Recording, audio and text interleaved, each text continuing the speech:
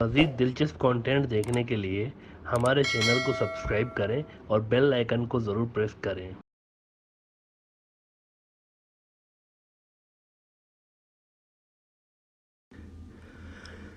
दो रोज़ कबल broader view के एपिसोड नंबर 463 में हमने ये बात की थी कि मोदी साहब की फॉरेन पॉलिसी इस वक्त कन्फ्यूजन से भरी पड़ी है। दोस्त मुल्क हों या दुश्मन मुल्क हों, हर जगह कुछ ऐसी पॉलिसीज़ हैं कि we are with you but we are not with you. चीन से तिजारत में दोस्ती है इंडिया की, अरबों डॉलर का बिजनेस इंडिया चीन को दे रहा है, लेकिन at the same time India चीन के खिलाफ भी है। दोनों मुल्कों की फौजें आमने सामने हैं। पाकिस्तान के साथ अच्छे रिलेशंस की बात करते हुए मोदी जी इमरान खान को ख़त भी लिखते हैं। जब भी अमेरिका से प्रेशर आता है कि इनके साथ अच्छे रिलेशंस रखें एंड फोकस ऑन चाइना, तो वो इमरान खान को ख़त लिख देते हैं, दोस्ती की बातें करते हैं। लेकिन फिर साथ ही धमकी भी आती है इंडिया से, छोड़ेंगे नहीं, 2 फ्रंट वॉर वगैरह वगैरह। अमेरिका के साथ भी उन्होंने यही रखा हुआ है सारा का सारा निज़ाम। क्वाड में, इंडो पैसिफिक में, सब में चीन के ख़िलाफ़ हैं। लेकिन जब एंटी मुस्लिम पॉलिसीज़ की बात आती है तो इंडिया उसको चेंज करने को तैयार नहीं है, और ये बाइडेन एडमिनिस्ट्रेशन को सूट नहीं करता जिंगजियांग वाले मसले की वजह से। वो एंटी मुस्लिम पॉलिसीज़ का खात्मा चाहते हैं इंडिया की तरफ से, और they want India to focus on China entirely. Afghanistan के अंदर अशरफ गनी के साथ भी हैं इंडिया, लेकिन अफ़गान तालिबान से भी बात जारी है। वहाँ भी उतावले हो रहे हैं कि किसी तरीके से हमारे इनके साथ डिप्लोमेटिक लिंक्स बन जाएं, कुछ बातचीत आगे बढ़े, कुछ ये हमारी तरफ भी आ जाएं। ड्यूअल पॉलिसी, और ये सारी ड्यूअल पॉलिसी इस वजह से है क्योंकि इंडियन फॉरेन पॉलिसी पे इस वक्त जो दबाव है ना, वो शायद इंडिया की 70 साल की तारीख में कभी नहीं आया। इतना बड़ा जो इंडिया के ऊपर प्रेशर आया हुआ है, ये कभी भी नहीं हुआ। मोदी साहब की जो फॉरेन पॉलिसी है, ये मुकम्मल तौर पर फेल हुई पड़ी है। चीन के साथ इंडिया जंग अफोर्ड कर नहीं सकता था, मोदी साहब ये बात जानते थे, लेकिन फिर भी अमेरिका का मंजूर नज़र बनने के लिए चाइना के खिलाफ इस्तेमाल होने के लिए तैयार हो गए। एज अ रिजल्ट वहाँ आपको ड्यूअल पॉलिसी मिलती है। लड़ नहीं सकते इसलिए दोस्ती की बातें करते हैं, ट्रेड होता रहता है, सुलह की कोशिशें जारी हैं कि भाईजान कुछ आप पीछे हो जाएं, कुछ हम करते हैं पीछे, डिसएंगेजमेंट की बातें होती हैं। लड़ नहीं सकते इसलिए ये बातें हो रही हैं। और अमेरिका के जूनियर हैं, उनको भी ज़बान दी हुई है कि हम यूज़ होंगे चीन के खिलाफ, इसलिए मसल पावर्स भी दिखाते रहते हैं चीन को कि हम 2 फ्रंट वॉर के लिए तैयार हैं, आपको ये कर देंगे, वो कर देंगे। रूस को खोना अफोर्ड नहीं कर सकते, और रूस जो है ये चीन और पाकिस्तान से क्लोज रिलेशंस रखता है, इसलिए नाराज़गी का भी इजहार होता है। वो भी शो हो रही है कि हम रूस से नाराज़ हैं कि ये इनसे क्यों क्लोज है। अमेरिका से इंडो पैसिफिक और क्वाड के लड्डू भी खाने हैं, लेकिन वोट बैंक, जो मुल्क के अंदर वोट बैंक की पॉलिटिक्स है, इसके लिए एंटी मुस्लिम राजनीति भी खेली जा रही है। तो कंफ्यूज्ड ड्यूअल नेचर की एक पॉलिसी आपको नज़र आती है मोदी साहब की। समझ में नहीं आ रहा कि जाना किधर है, मुस्तकबिल में मंजिल क्या है हमारी। चीन का सरकारी अखबार ग्लोबल टाइम्स, इन्होंने भी एग्जैक्टली यही बात लिखी है जो हमने आपको उस एपिसोड में बताई थी। ग्लोबल टाइम्स लिख रहा है कि India double batting in Afghanistan to prevent pro Pakistan government. सालों तक मोदी जी ने अपने अंडे अमेरिका और अशरफ गनी की टोकरी में रखे अफगानिस्तान के अंदर। गलत पॉलिसी ना, और अब दोगली पॉलिसी दिखा रहे हैं। बदतरीन शिकस्त के बाद दोगली पॉलिसी दिखा रहे हैं। क्यों? ताकि वहाँ प्रो पाकिस्तान हुकूमत ना आने पाए किसी सूरत अफगानिस्तान के अंदर। और अफगानिस्तान के अंदर बैठ के जो एंटी पाकिस्तान कार्रवाइयाँ जारी रहती हैं प्रोक्सीज के थ्रू, ये ख़त्म ना होने पाए। वरना अगर ये ख़त्म हो गई तो पाकिस्तान को तो कोई और काम होगा ही नहीं। ये तो फिर हाथ धो के कश्मीर के पीछे पड़ जाएंगे। अच्छा, अब हो क्या रहा है? ये जो मुनाफिकत की हवा चल पड़ी है ना नई दिल्ली के अंदर, इसने क्या गुल खिलाया है ये ज़रा देखें। अफ़गान तालिबान को बीजेपी सरकार अप्रोच कर रही है कि भाईजान हमसे भी थोड़ी सी दोस्ती कर लें, हमारी भी उधर इन्वेस्टमेंट है, आपकी तवज्जो के हम भी तालिब हैं। वहाँ ये चल रहा है तालिबान के साथ। एट द सेम टाइम क्या हो रहा है कि अशरफ गनी की सरकार, इनके साथ भी हद से ज़्यादा सपोर्ट इनकी जारी है इंडिया की जानिब से। तब भी सपोर्ट जारी है जब अमेरिका समेत पूरा वेस्ट गनी सरकार को डंप कर चुका है। आपको याद होगा कुछ हफ्ते पहले अशरफ गनी पूरा लाओ लश्कर लेकर गए थे वाशिंगटन बाइडन से मिलने, और उनको कन्विंस करने कि अभी रुक जाओ, अभी ना जाओ छोड़ के, कि दिल अभी भरा नहीं। आपको याद होगा। लेकिन उन्होंने मना कर दिया था कि भाई तुम खुद जानो और अफ़गान जाने, हम जा रहे हैं, हमारी तो बस हो गई पैसे भर भर के, बंदे अलग से हमारे ज़ाया हो रहे हैं, इतने 2,500 से ऊपर हमारे फ़ौजी मर चुके हैं, आप जाने, आपका मुस्तकबिल जाने, हम जा रहे हैं। लेकिन इसके बावजूद भी इंडिया गनी सरकार को कह रहा है कि हम आपकी सपोर्ट जारी रखेंगे। लंगड़े घोड़े पे पैसे लगाने के अलावा इंडिया के पास इस वक्त कोई चारा है भी नहीं, टू बी वेरी ऑनेस्ट। तो भरपूर सपोर्ट अब भी जारी है अशरफ गनी को।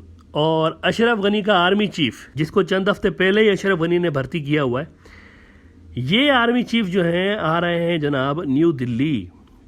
अफगानिस्तान के आर्मी चीफ अशरफ गनी के आर्मी चीफ अगले हफ्ते आ रहे हैं। कहाँ पे? न्यू दिल्ली। और क्यों आ रहे हैं? Do you know that? शायद ये बात सुन के आप चौंक जाएं कि आ क्यों रहे हैं। इंडिया चूंकि अफगानिस्तान के अंदर टोटल धपड़धूस हो चुका है, वहाँ पे जो कुछ हो रहा है, अमेरिका हो, रूस हो, चीन हो, हर जगह आपको अफगान तालिबान नज़र आते हैं, पाकिस्तान नज़र आता है, चीन से मामला सेट हो रहे हैं, रूस से सेट हो रहे हैं। इंडिया इस सारी इक्वेशन में कहीं नहीं है, गायब हुआ पड़ा है। तो अब ये नया शोशा छोड़ा जा रहा है कि अशरफ गनी के आर्मी चीफ इसलिए आ रहे हैं क्योंकि वो इंडिया को रिक्वेस्ट करेंगे कि सरकार, मोदी सरकार, अमेरिका का भरकस निकल गया है, वो तो भाग गया यहाँ से, हम खुद तो 3 महीने नहीं टिक पाएंगे अफगान तालिबान के सामने, इसलिए महाराज आप आएँ, आप अपनी फ़ौज अफगानिस्तान के अंदर लेकर आएँ और हमें बचाएं। इनवाइट करने जा रहे हैं इंडिया को कि आप अपनी फ़ौज लेके आ जाएं और गनी सरकार को बचाएं। अच्छा, तालिबान इसीलिए कहते रहते हैं कि जब तक अशरफ गनी है अफगानिस्तान के अंदर अमन नहीं हो सकता। तालिबान का रिसेंटली बयान आया हुआ है कि ये अपनी कुर्सी बचाने के लिए किसी को भी लेकर यहाँ पर बिठा सकता है। इससे पहले अमेरिका ने कहा था मोदी साहब को कि आप अपनी फ़ौजें भेजें। ये जो इंडो पैसिफिक और क्वाड के नाम पर आपको हमने एरिया का दादा बनाया हुआ है ना, और एक बड़ा तुर्रम खान बने फिर रहे हैं आप, तो उंगली कटा के तुर्रम खान नहीं बना जाता। तुर्रम खान बनने के लिए, वाकई में दादा बनने के लिए रीजन का लड़ना पड़ता है। अफगानिस्तान पर आप कंट्रोल करो, फ़ौज भेजो यहाँ पर, लड़ो तालिबान से। अमेरिका ने साफ साफ कहा था इंडिया को, लेकिन क्या हुआ था? डर के मारे मोदी साहब ने फ़ौजें नहीं भेजी थी कि अमेरिकियों का खुद का कचूमर बन रहा है, डेली बेसिस पे उनके बंदे मर रहे हैं, पैसे अलग से ज़ाया हो रहे हैं, हमें तो कच्चा ही चबा जाएंगे अफगान तालिबान। मना कर दिया था अमेरिका को कि भाईजान मैं नहीं भेज सकता हूँ। इस पर ट्रंप गुस्सा हो गया था कि ये तो कुछ कर ही नहीं रहे इंडिया वाले, हमारे ऊपर बोझ बने हुए हैं अफगानिस्तान के अंदर भी, इनको भी हम पाल रहे हैं, वहाँ पर अशरफ गनी को भी हम पाल रहे हैं, सबको क्यों पाल रहे हैं? ट्रंप गुस्सा हो गया था, आपको याद होगा। और ट्रंप की फ्रस्ट्रेशन उनके इस बयान में साफ नज़र आ रही थी कि ये शख्स मोदी मुझसे मिला है, ये ट्रंप के बयान आते हैं, मुझसे मिला है और 5 घंटे मुझे यही बताता रहा कि सर सर सर सर हमने ना लाइब्रेरी बनाई है काबुल में, देखें देखें देखें आपकी कितनी हेल्प कर रहे हैं, लाइब्रेरी बना दी है, ऑफ माय गॉड, इतने लाखों करोड़ों रुपए की लाइब्रेरी हमने बनाई है, और क्या हेल्प चाहिए ट्रंप सरकार, बोलें। बड़ा गुस्सा हो गया था ट्रंप। और फिर एंड में ट्रंप ने तंज करते हुए कहा था, एक नीचा दिखाते हुए कहा था कि I don't know who is using that library in Afghanistan. ये काम भी वही कर रहे हैं इंडिया वाले, जो कि कुछ पता नहीं कि इसका फ़ायदा है क्या। भाई लाइब्रेरी किसके लिए बना रहे हो? जो काम करना चाहिए वो कर नहीं रहे हो, जो नहीं करना चाहिए वो कर रहे हो। इंडिया को तब समझ जाना चाहिए था कि अमेरिका उनको डंप करने जा रहा है। They have failed to meet the expectations of America. समझ जाना चाहिए था उस वक्त।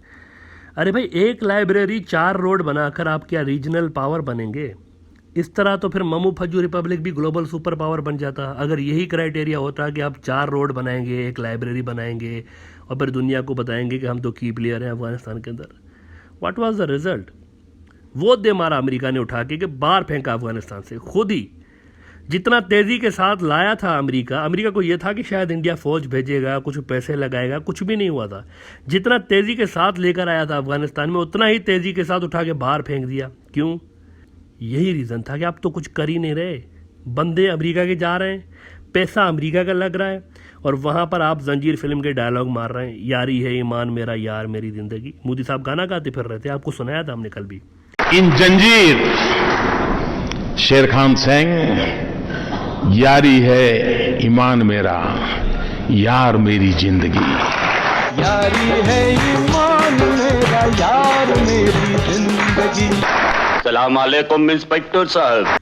अमेरिकियों के दिल पे आप सोचें क्या बीत रही होगी मोदी साहब के ये गाने सुनकर कि कुछ कर नहीं रहे, पैसा हमारा बर्बाद हो रहा है, और मोदी साहब इधर बैठ के अशरफ गनी को बोल रहा है कि तू शेर खान, मैं इंस्पेक्टर विजय, और तालिबान जो है ये तेजा है। इस फ्रस्ट्रेशन का इजहार फिर ट्रंप ने खुलकर किया था कि ये कुछ कर ही नहीं रहे। वहाँ पर डिसअपॉइंट होके वो चले गए इधर से। ट्रंप के दौर में अनाउंस हुआ था ना कि हम जा रहे हैं, पीस डील भी तब से, ये वैसे तो पहले से ही इस पे काम चल रहा था, लेकिन ट्रंप के दौर में बड़ी तेज़ी आई थी। क्योंकि ट्रम्प फ्रस्ट्रेट हो गया था कि यार ये कुछ कर नहीं रहे, सारे हमारे ऊपर बैठे हुए हैं, मार भी हम खा रहे हैं और ये सिर्फ वाह कर रहे हैं, कुछ कर ही नहीं रहे। नाउ अब इंडिया गनी सरकार को बोल रहा है कि इस तरह की एक रिक्वेस्ट करो अपने फ़ौज का आर्मी चीफ इधर भेज के, ताकि कोई तो हमें सीरियस ले, कोई तो हमसे बात करे। इस वक्त ना रूस लिफ्ट करवा रहा है, ना अमेरिका लिफ्ट करा रहा है, ना चीन करवा रहा है, ना तालिबान। फ़ौज भिजवाने की बात करो, शायद कोई सीरियस ले ले हमें भी। मॉस्को के अंदर डायलॉग्स हो रहे हैं, हम उधर जा रहे हैं, अफ़गानिस्तान के मुस्तकबिल की हुकूमत के लिए डायलॉग्स हो रहे हैं। शायद वहाँ पर ही कोई हमें सीरियसली ले ले कि भाईजान क्या आप वहाँ पे आ रहे हैं, क्या वाकई अफ़गानिस्तान के अंदर कोई तो बात करे। अच्छा, इंडियन फॉरेन मिनिस्ट्री चुप है इस पर, सांप सूंघा हुआ है उनको। वहाँ से कोई स्टेटमेंट नहीं आया है कि क्या वाकई इंडिया ट्रूप्स भेज रहा है, नहीं भेज रहा है, बिल्कुल चुप है वहाँ पर। लेकिन एक और बहुत बड़ी एक डेवलपमेंट हुई है जो कि इंडिया को बिल्कुल पसंद नहीं आएगी। उधर 30 साल बाद तिब्बत के अंदर क्या हुआ है, ये ज़रा मैप देखें तिब्बत का। नीचे इंडिया है, ऊपर तिब्बत है, बिल्कुल इंडिया के बॉर्डर के साथ साथ ये रीजन है। तिब्बत के अंदर 30 साल के बाद चीनी सदर शी जिनपिंग तिब्बत गए हैं जंगी तैयारियों का मुआयना करने। अब तिब्बत का बॉर्डर तो इंडिया के साथ लग रहा है और किसके साथ जंग होने जा रही है, जंगी तैयारियों का मुआयना करने गए। तिब्बत जिसकी 3 उंगलियां अरुणाचल प्रदेश, लद्दाख और सिक्किम इंडिया के पास हैं, 30 साल में पहला कोई चीनी सदर है जो कि तिब्बत गया है, और वो भी क्यों गया है, जंगी तैयारियों का मुआयना करने। ट्रूप्स भेजेंगे अफगानिस्तान तो फिर ये 3 उंगलियां कौन बचाएगा, अरुणाचल प्रदेश, सिक्किम और लद्दाख, इधर कौन सी फ़ौज खड़ी होगी। उधर जो फ़ौज जाएगी उनके साथ जो तालिबान करेंगे वो करेंगे, लेकिन यहाँ इन 3 स्टेट्स का क्या होगा। वैसे इंडिया के अंदर खौफ ये है कि अगर पाकिस्तान को काबुल के अंदर इंगेज ना रखा गया तो लड़ाई फिर होगी श्रीनगर की गलियों में, ये खौफ है कश्मीर में। और यही खौफ है बुनियादी तौर पर कि तालिबान यहाँ रुकेंगे नहीं। पाकिस्तान इनको कब से लॉन्च करना चाह रहा है कश्मीर के अंदर, अगर ये कश्मीर के अंदर आ गए वहाँ पर तो लुंगी डांस कराएंगे सबको। कश्मीर के अंदर आया मैं तो मुझको रोकेगा कौन और काहे को, ये डर है।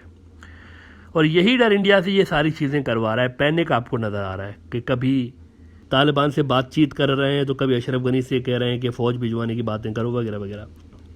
यही डर इंडिया से सब कुछ करा रहा है कि कुछ भी हो जाए लेकिन अशरफ गनी को बिठाए रखो वहाँ पर। और अशरफ गनी कह रहा है कि अंकल गल बद गई है, बंदे भेजो इधर, गल बद गई है। But the problem is that India इस वक्त वहाँ फ़ौज भेज के भी क्या करेगा। इस वक्त वहाँ फ़ौज भेजना मतलब you will be fighting with China and Russia both, क्योंकि अफ़गान तालिबान के पीछे यही 2 कुव्वतें तो थी। सिर्फ पाकिस्तान तो नहीं है ना अफ़गान तालिबान के पीछे। अमेरिका एक वक्त था कि $100 अरब लगाता था सालाना अफ़गानिस्तान के अंदर, फिर भी मार अलग से पड़ती थी, पैसा अलग से ज़ाया हो रहा था। $100 अरब, इतना तो इंडिया का 2 साल का मिलिट्री बजट भी अगर आप मिला लें तो भी नहीं बनता, वो भी $100 अरब से कम है अगर 2 साल का मिला लें तो। अफ़गानिस्तान के अंदर तो अमेरिका साल में इतना पैसा लगा रहा होता था। लेकिन फिर भी इसके बावजूद भी एक शोशा बहरहाल छोड़ा गया है कि 2011 में इंडिया ने अफ़गानिस्तान के साथ एक स्ट्रेटेजिक पार्टनरशिप का मुआहदा साइन किया था। 10 साल पहले की बात याद आई है। इसके तहत इंडिया फ़ौज भेज सकता है वगैरह वगैरह। लेकिन क्या इंडिया फ़ौज भेजेगा अफ़गानिस्तान के अंदर, इसके चांसेस कम हैं। इसके चांसेस कम है कि इंडिया ये हरकत करे। लेकिन अगर ऐसा होता है तो सबसे ज़्यादा खुशी पता है किसको होगी इस बात की, अफ़गान तालिबान को। उनको इस बात की खुशी होगी, उनका कद बढ़ जाना है इस रीजन के अंदर, क्योंकि फिर चीन की इनको ऑल आउट सपोर्ट मिलने जा रही है। चीन इनका स्ट्रेटेजिक पार्टनर भी बन सकता है and they can emerge as a vital regional force. Kashmir के अंदर भी फिर इंटरफेरेंस के हवाले से इनको वैसे ही अखलाकी जवाब मिल जाना है। अगर इंडिया अफ़गानिस्तान के अंदर फ़ौजी इंटरफेरेंस करता है तो इनको भी फिर एक जवाब मिल जाना है कश्मीर के अंदर इंटरफेरेंस करने का। तो इंडिया इतना बड़ा गैम्बल शायद लेगा नहीं। लेकिन फिर भी देखते हैं कि अगले हफ्ते जो आ रहे हैं अफ़गानिस्तान के आर्मी चीफ, तो क्या इंडिया फिर ओपनली क्या अनाउंस करता है इस हवाले से।